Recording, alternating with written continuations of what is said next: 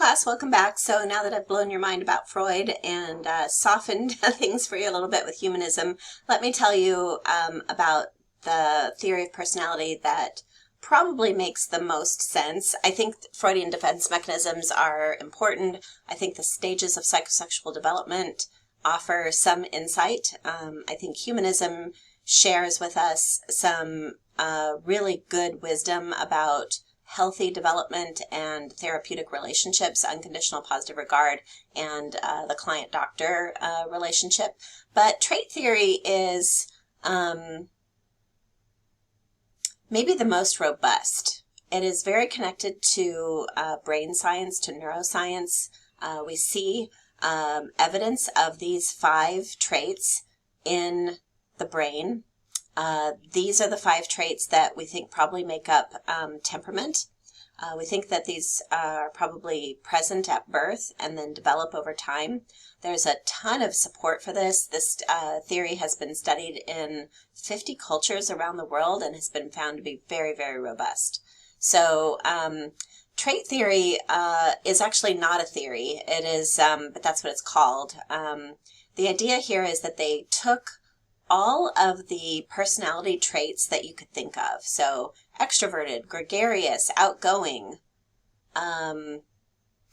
popular, mean, talkative, anxious, worried, fearful, nice, friendly, name them. There'd be hundreds, right? And what they did was they did what's called a factor analysis, where they say, well, some of these seem to go together. So outgoing, talkative, happy, positive, energetic, seem to all kind of relate. Anxious, worried, fearful, sensitive to threat, all seems to kind of relate. Being on time and careful seems to relate. And so when you do this statistical process called factor analysis, you take all of the personality traits anybody could think of, and they all load on 5 traits. So you get it distilled down to only 5. Openness to experience, conscientiousness, extroversion, agreeableness, and neuroticism seem to be the 5 core traits that all of us in the world share.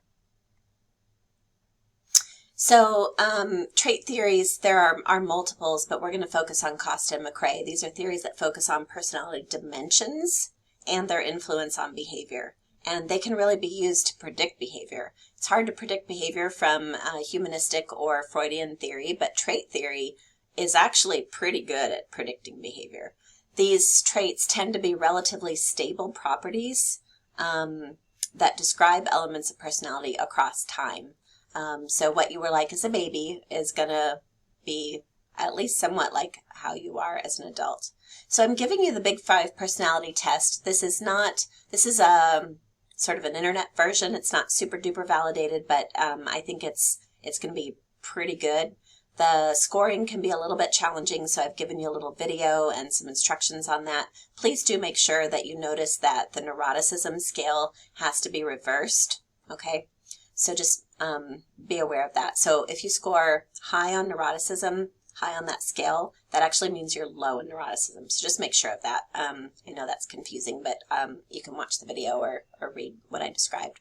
So the Big 5 theory of personality is what we're going to call this, Big 5. This is a trait theory. The researchers who developed this idea are Costa and McCrae. And those 5 traits load that all the other traits load on can be made into the acronym OCEAN: openness to experience, conscientiousness, extroversion, agreeableness, and neuroticism. Now, these traits exist on a continuum, okay? It's not that you are agreeable or neurotic. You are somewhere on the continuum. So over here we might have very high in agreeableness, and over here we might have low in agreeableness, okay? High in neuroticism, low in neuroticism, or anywhere in the middle. These traits have been found in all 50 cultures. They are thought to be evolutionarily adaptive, that being high or low in any of them is somehow advantageous. Now, as we walk through them, some of you are going to be like, I don't see how this is advantageous to me, but it is. It's been selected for. These traits are definitely influenced by both nature and nurture. You're going to be born with being already kind of hardwired up toward one end of the continuum, but how your life goes and what experiences you have will influence those. So like I said, I was a very shy, introverted, neurotic baby. I have overcome a lot of that. They're moderately stable, and here's the interesting thing, they tend to be related to life outcomes. So for example, you want to know what one of the biggest predictors of success in the work world is? High conscientiousness. Okay, so let me share with you these 5 traits. So first, let's do openness, and it often has this other component attached to it called intellect. We might even think of it as creativity and intellect. This is the hardest one to understand because it kind of has 2 components.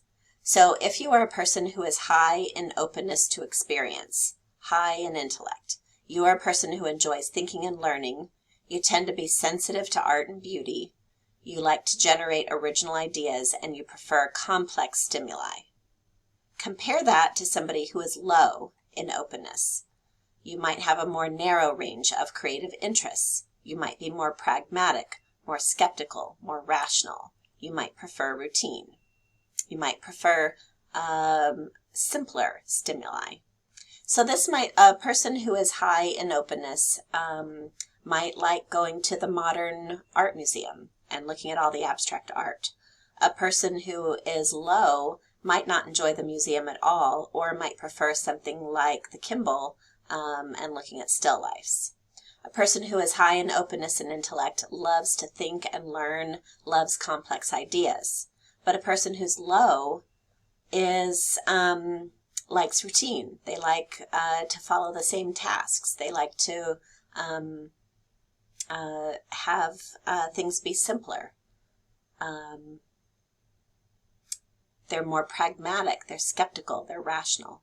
Now, I can almost hear you thinking that this one sounds better. I really, really want you to get this. This is not better than that, and this is not better than that. Both of them are equally valuable. Do we need people who are sensitive to art and beauty? And do we need people who are pragmatic and skeptical? Do we need people who want to expand their thinking to all kinds of wild ideas? And do we need people who prefer routine and can get the job done? Absolutely.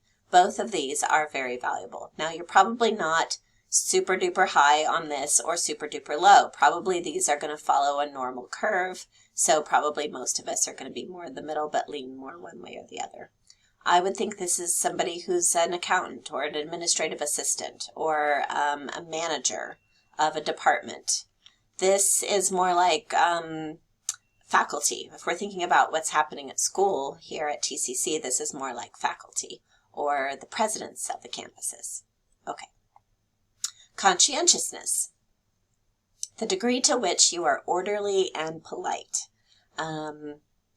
People who are high in conscientiousness tend to be organized and planful, self-disciplined, able to control their impulses, and they have self-control in order to follow rules and pursue goals. Okay, these are the students who show up on time, the students who turn in their work on time, the students who show up to class with 5 different colors of markers and have their notes super organized and are ready to go 5 minutes before. You pay your bills on time. You don't have a lot of late fees. If you're going on vacation, you've got every day and everything planned out. A person who is low in conscientiousness tends to be more disorganized, more unreliable, more careless, more easygoing, more flexible and spontaneous. They show up late to class. They don't have a pen when it comes time to take notes, might not have a pencil when it's time for the test, might not know where their paper is that they have to turn in, might not show up on time, might not do the thing at all. Now, it's sounding again as though this one is much more desirable. I really want you to not think that way. It depends on the task. So first of all, I shared with you that conscientiousness is highly valued in the workplace. And that plus IQ are the two biggest predictors of workplace success. However, let me share a little story with you. So my parents, my dad was dying of cancer, and toward the end of his life, they wanted to treat my family, my husband and kids, and my brother's family and his kids to trips to Disney World. They're like, let's just go before Dad passes. And so we went on separate trips, which is probably good because we had very different approaches to this trip. I am ridiculously high in conscientiousness. I am very organized and planful. In fact, it has often been said about me that I have a plan A, a plan B, and a plan C at all times. And so I planned the heck out of that vacation. Now, I was also not working. I didn't have an outlet for this. I was taking care of the kids at home at that time. And so I had a plan for every day. I had a spreadsheet for every day. We're going to leave the hotel at this time. It will take us 20 minutes to get to the boat dock. We're going to take the boat. It's going to take 10 minutes. Then we're going to ride the train over. Then we're going to enter the park at this time. Then we're going to do this ride. It'll take that long. It'll take us 5 minutes to get to the next ride, so on and so forth. Then we're going to eat here. I had all the reservations planned, everything. Now, I will say that sounds horrible. So like, I don't want to go on vacation with you. It was a wonderful vacation. We got so much done. We did all the things we wanted to do. Obviously, if something didn't work out, I didn't say, but the spreadsheet says. I wasn't like that. But I did that because I was never going to be able to afford to go to Disney World. This was the time. And so I wanted to, and I'm an orderly, planful person, and so I wanted to plan it all out and make the most of it. Now, my brother is low in conscientiousness, I think. And they are a go-with-the-flow kind of family. They had no plan for any day. They didn't get to the park until about 11 o'clock because they slept in every day. They didn't make any dinner reservations, which means you can't eat at the restaurants. If you don't make a dinner reservation 6 months in advance, you don't get to go.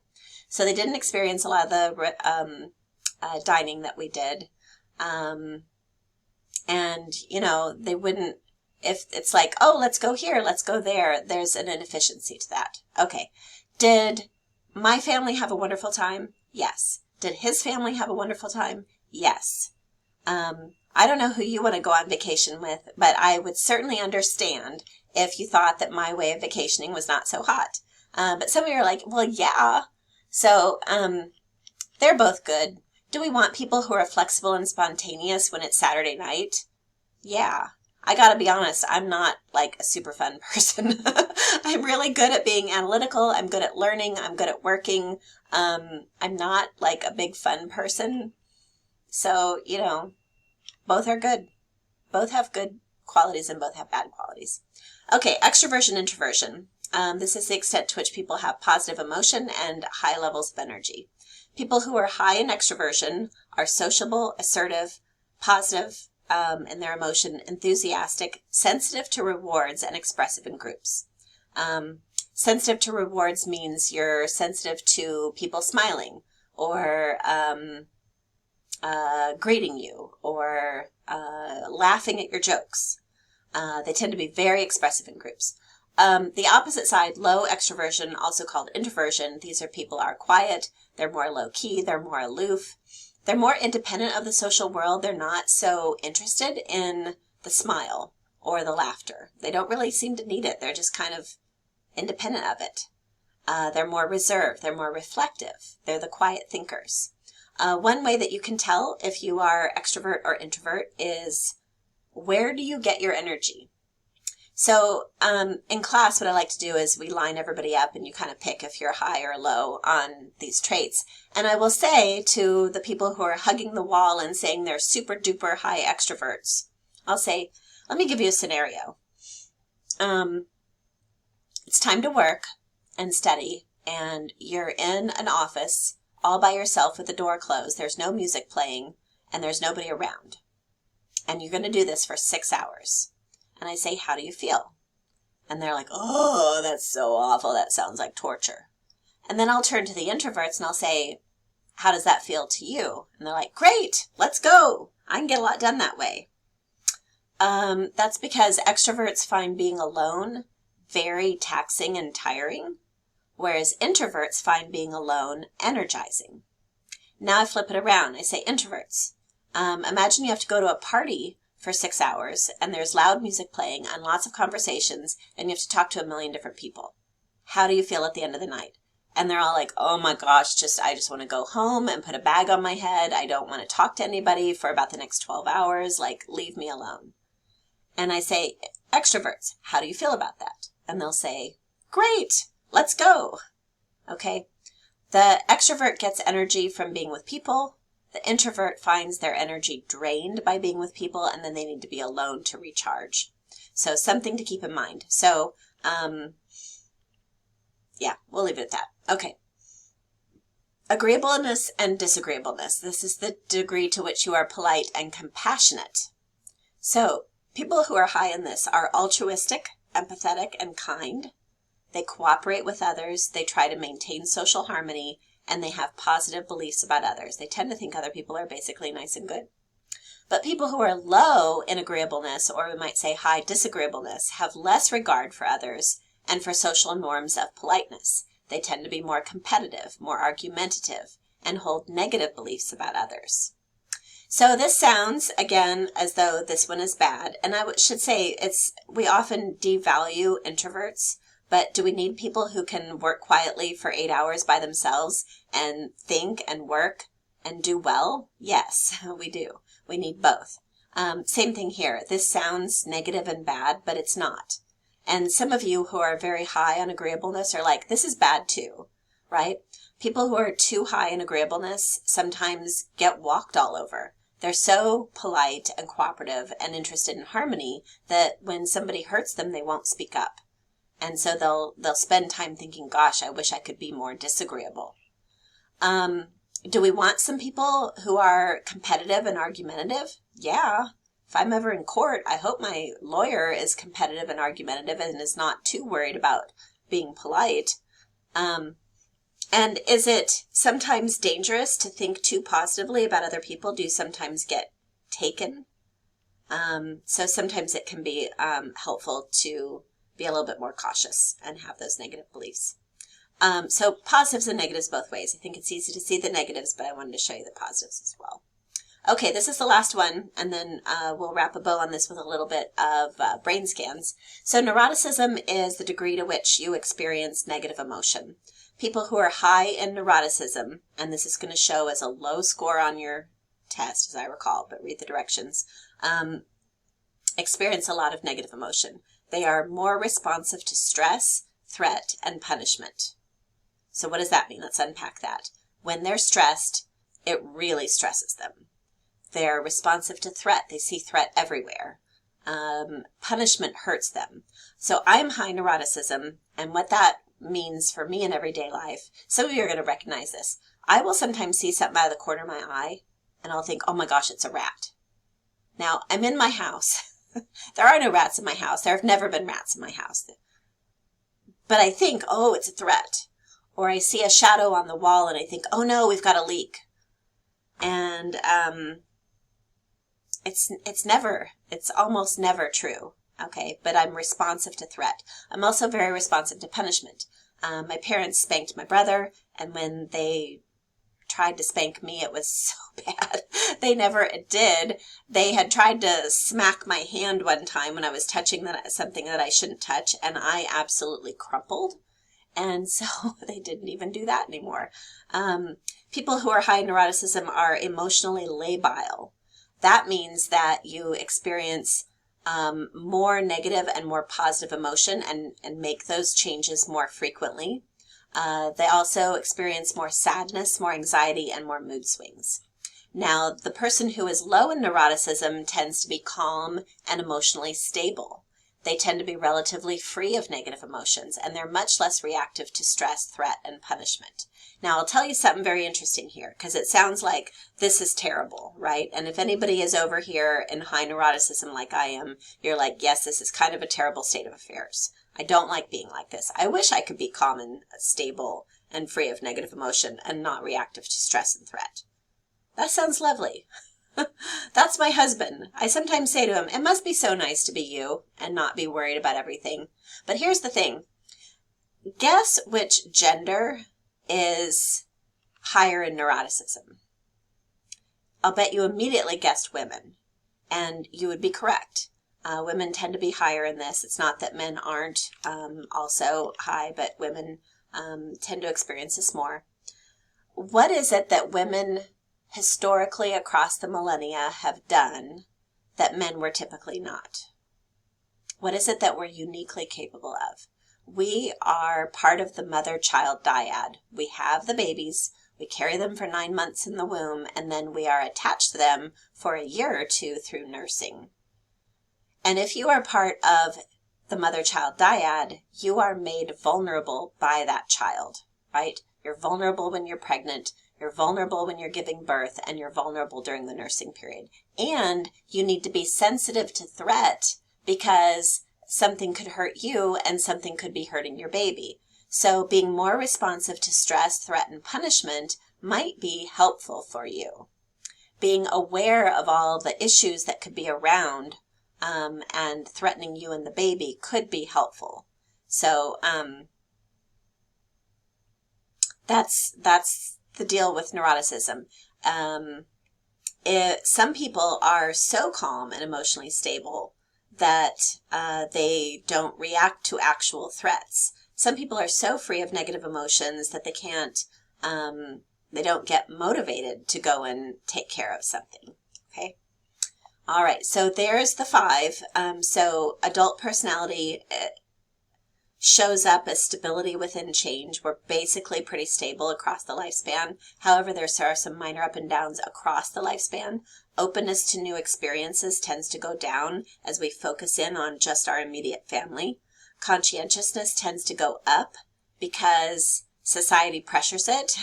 You'll get it slapped with a late fee, kicked out of your apartment, fired from your job if you're not conscientious.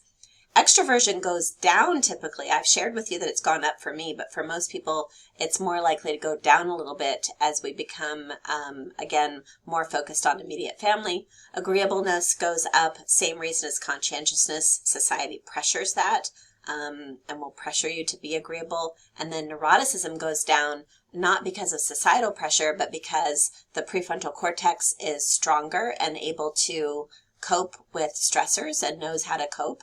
And the amygdala settles down a little bit and is not as responsive to threat and stuff, and fear and negative emotion as it was before. So there is support for the model from a biological standpoint, and there is definitely, these traits are clearly inherited. There's been cross-cultural testing. Twin and adoption studies point to a genetic base for these factors. So openness is inherited about 0.6, conscientiousness 0.4, extroversion 0.5, neuroticism 0.4, and agreeableness 0.4. So you can see the percentage. These are basically like percentages, like so 40% of neuroticism is biologically wired up and genetically inherited, and then the remaining 60% is due to environmental influences. So you get a lot of this from your parents. This shows some of the brain images that are associated with Big 5 personality. So this is the prefrontal cortex up here. This is the back of the brain, and this is the front. This is right up here. This is in the prefrontal cortex, and you can see it's all lit up. This is probably processing positive images and rewards. This is conscientiousness. Again, this is prefrontal cortex. This is your planning and decision-making areas of the brain are all lit up. And then this is agreeableness. High agreeableness is associated with activation in the areas of the brain related to processing other people's emotions and mental states. So if you're very concerned about other people's emotions, you tend to be more agreeable and more motivated to kind of keep the harmony. All right, guys. Oh, high neuroticism. Yes. I don't have an image for that one, but high neuroticism is activation to negative images, threat, and punishment. So this will be some activation in the amygdala area. All right, guys, I believe that's the end. So I hope you enjoyed our little whiz through trait theory. I want you to remember ocean. I want you to remember these ideas, and then I want you to kind of have the gist of the personality traits, the high and the low end, and be able to identify from a vignette whether this person would be high or low in a particular trait. All right, y'all, that is the end of personality. Well done. I appreciate you, and I wish you well.